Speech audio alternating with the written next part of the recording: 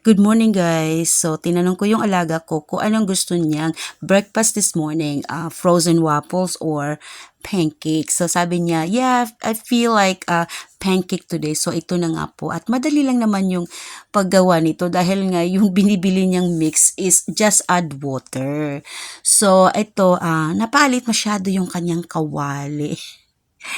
Parang the size lang talaga ng pancake. No? Ganun. So ngayon aantayin natin ito na pag nag-bubbles na siya, pag yung parang kumukulo na, ibig sabihin ready na siyang baliktarin.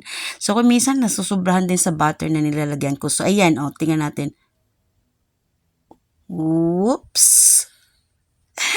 Tingnan mo, medyo sunog-sunog yung ano. Pero okay yan kasi crispy sa side yung pancake kaya masarap yan. So yan, marami akong gagawin. Hindi ko pa lang kung ilan. Ito na po. So, I think 5, 6 yan. Di ko mabilang kasi alam mag-voice over ito kasi nga nanonood siya ng TV. So, ayan na yan guys. Thank you for watching.